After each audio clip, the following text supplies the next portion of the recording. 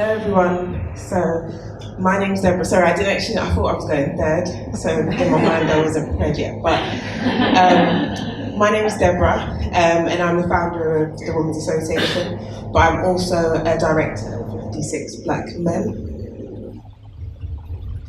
So 56 Black Men is a campaign that we brought out to challenge the negative portrayals of Black men in the media. Sebas, who's the founder, and the photographer, he was kind of tired of consistently seeing Black men in the media because they were either perpetrators or victims of crime. So he was like, I know many men that aren't doing many Black men that aren't doing negative things. So he was like, I'm gonna spotlight them, and this is the way he chose to do that.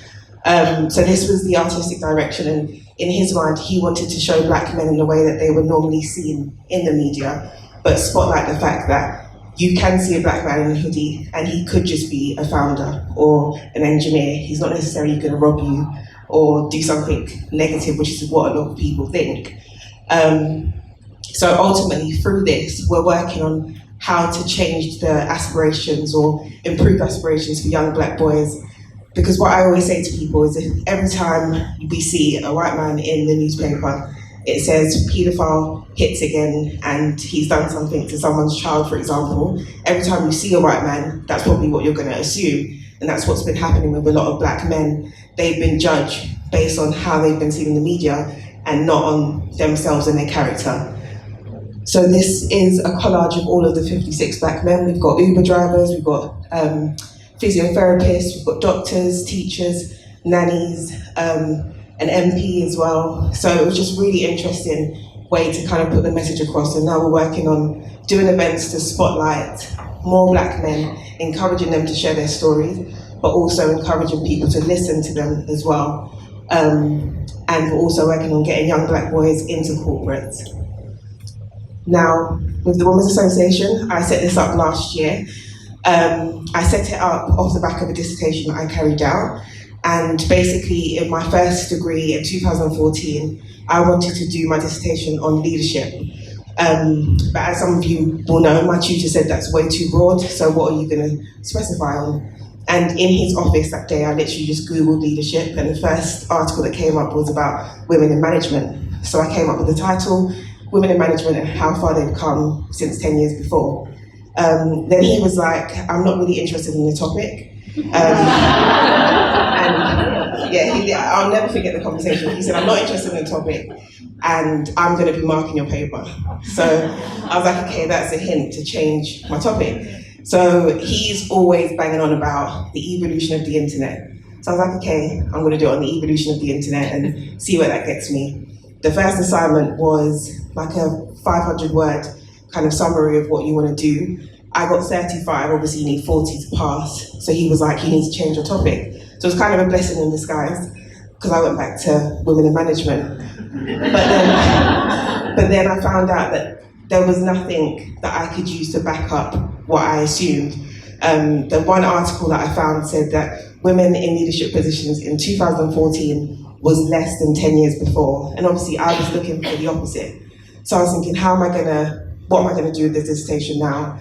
So Sebas actually advised me to start to interview women in leadership positions to understand how they got there and what they think the issue is. So that's what I started to do. And I was never someone to lead or create something. I was a really good filler. So if something needs to be done, I can help do it, but never to do something for myself. So when I started to do the interviews, I was kind of being stirred up in a different way, but I was still too scared of leading. So I was just like, okay, this feels like I need to do something, but I'm not going to do something because it's just not me. Then the last interview, I sat down with a woman who was working in a senior position in a male-dominated industry. And we had the interview, we had lunch, unexpected, it was really nice lunch, expensive lunch that she paid for. And it was just such a nice interview. And then at the end, as I was taking my bag, I turned back to say bye and she was in floods of tears. And I was just kind of like, I hope I didn't do anything, like, is everything okay? And she was like, I know I've spoken to you about how passionate I am, but I'm actually leaving the industry to go and study psychology because there's no progression.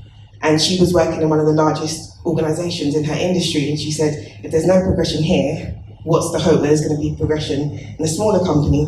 And it was the fact that it hurt her so much that really broke me.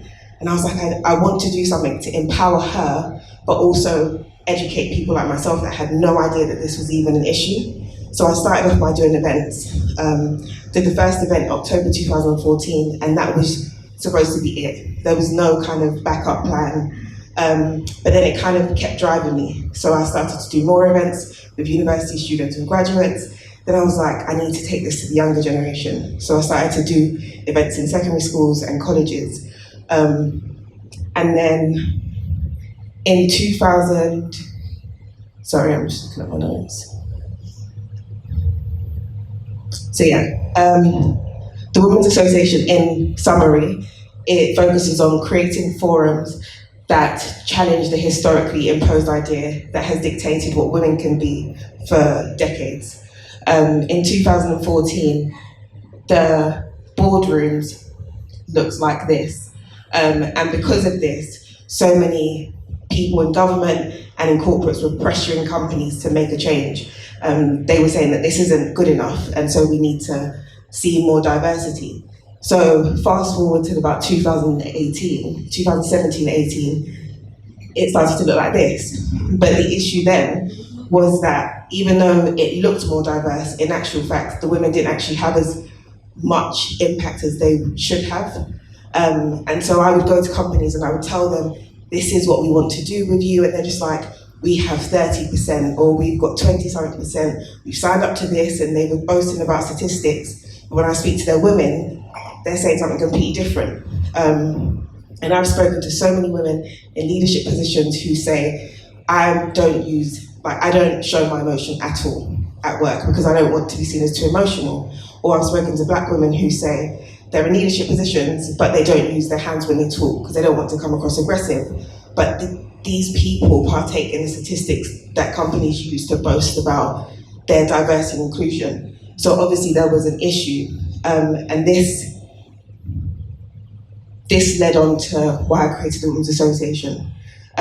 From my research, one of the major issues to some degree is the existence of the word diversity, because diversity just means looking like this is a room of diverse women and men, for example. But in actual fact, it's about people being able to be themselves and coming as they are and being accepted for that. And that's not necessarily something that was happening in the workplace. One analogy that I always give is if I was going to say to everyone here, everyone needs to drink water because it's really good for you. Unless you really appreciated the value of water for yourself, some people might drink it until the day they die. Some people might just forget it because they haven't appreciated it for themselves. And that's what I think the diversity and inclusion has done in a lot of workplaces. The people at the top are like, we need to be seen as more diverse, but in actual fact, they don't appreciate the value of diversity for themselves. So currently, with the Women's Association, we are focused on building community, challenging bog standard kind of tick box approaches that a lot of companies have for diversity, empowering women today so that together we can empower the next generation. And the reason I always say that is because I spoke to a lot of women who would say, I don't have a story to tell, or they wouldn't feel comfortable to share their story. So there was a piece where women need to be empowered also, so that they can go out and share their story. And then we're also working to create a community that work together to redefine society's expectations of women by just showcasing the different types of women and working on being accepted for who we are and riding that message. So how do we do this? We do this through events. We have events that are external for our community. Globally, online, we have just under 20,000 women from different countries, mainly the UK, but then also parts of Asia and Africa. We also do events in schools and in corporates, and we also do other programs, and we're also focusing on doing a lot of market research, because as Rika mentioned, I'm someone that's really big on education and understanding the people that I'm creating something for. That's why I studied 2 masters, to be honest. It was a crazy decision, no one should do it, but it was something that I felt was going to help me to create what I was creating. And so that's why market research is a big part, because I don't want to just create and say, everyone come and be a part, unless you actually have the ability to co-create with me. And we're also focusing on, even though we're doing the events primarily, we're focusing on doing other short-term projects that can help amplify the Women's Association and what we're doing to get out to new audiences. This is one of the events that we recently had in July.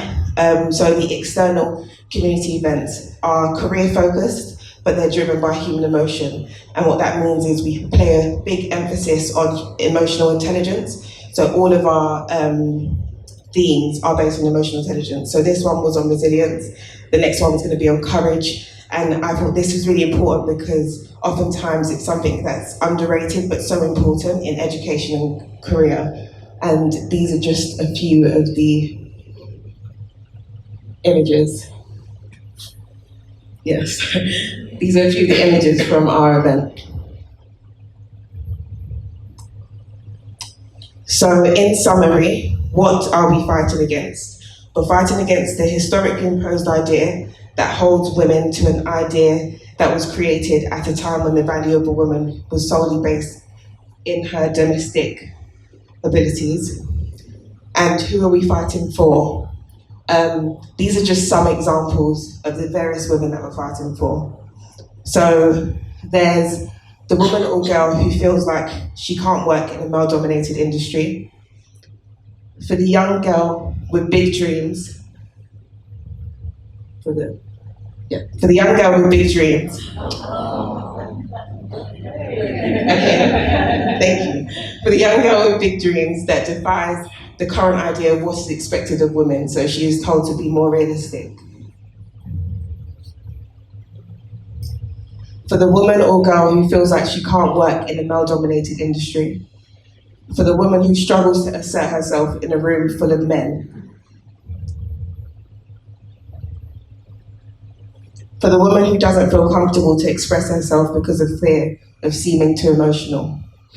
For the woman who has had a couple of miscarriages and feels embarrassed because society dictates that her role as a woman is to be a mother. For the 40-year-old woman who is single but feels embarrassed because society dictates that she should be married with kids by now.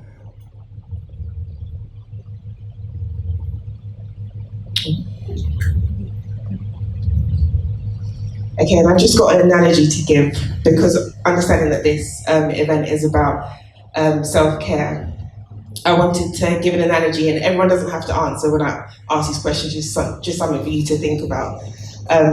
So if you were given £10,000 by someone, would you be thankful? What if hundreds of others also were given £10,000 from the same person? Would you still be thankful? I believe everyone here would probably be thankful. So the idea is, just because it was given to multiple people doesn't take away from the single act. Now, is your life more valuable than £10,000? I'm sure for most, if not all, the answer is yes.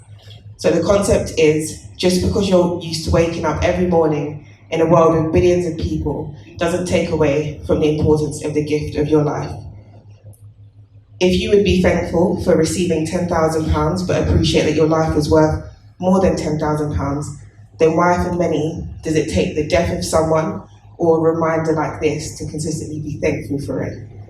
Now, the reason I gave this analogy is because I read a lot and listened to a lot of speakers on self-care, and one of the main things that they spoke about was gratitude being one of the first steps to actually taking care of yourself.